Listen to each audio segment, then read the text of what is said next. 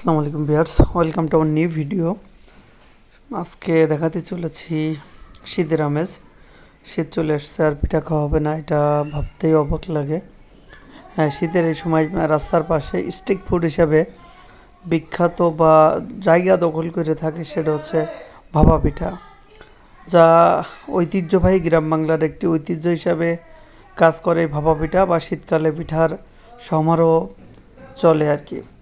গ্রামের প্রত্যেকটা বাড়িতে বাড়িতে ডিসেম্বর মাস বা ডিসেম্বর মাসের শেষের দিকে, জানুয়ারি মাসের প্রথম দিকে পর্যাপ্ত পরিমাণ আত্মীয়স্বজন বেড়াতে আসে এবং সেই সময় পর্যাপ্ত পরিমাণ পিঠা এবং বিভিন্ন আইটেমের পিঠা তৈরি করা হয়। এখন এমনটি আর গ্রাম অঞ্চলেও দেখা যায় না। কালের পরিক্রমায়, সময়ের বিবর্তনে এখন সমস্ত ঐতিহ্য হারিয়ে যাচ্ছে। সেই ঐতিহ্য এখন শহরের রাস্তার পাশে ফুটপাতে বিক্রি হচ্ছে।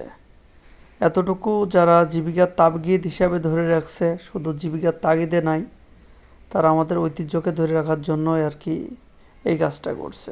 ধন্যবাদ জানাই এই সমস্ত পেশাজীবী ভাইদের বা বোনদের, যারা আমাদের ঐতিহ্যকে আজও টিকিয়ে রেখেছে এবং নিজের জীবিকাকেও অর্জন করছে এর মাধ্যমে।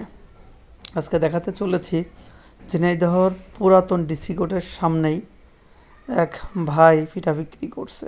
সেখানে নিয়মিতই চাউলের আটার ভাপা পিঠা বিক্রি করে থাকে। তার এক পিস পিঠার মূল্য মাত্র 10 টাকা। আসলে এই 10 টাকা দিয়েই কি মূল্যমান নির্ধারণ করা যাবে? সে তো তার প্রতিদিনের পারিশ্রমিক আমাদের কাছ থেকে নিচ্ছে। বিনিময়ে ইতিহাস ঐতিহ্যের সেই বিবর্তনের ভেসে যাওয়া ভেলায় কিছু প্রাচীন স্মৃতি আমাদের সামনে তুলে দিচ্ছে। খাচ্ছি আমরা সেই মধুর স্বাদপূর্ণ পিঠা। এইভাবেই গ্রাম বাংলার স্মৃতিগুলো আঁকড়ে ধরে আসছেন কিছু পেশাজীবী মানুষ। তাদেরকে স্যালুট জানাই। ভালো থাকবেন সকলে। আসসালামু আলাইকুম।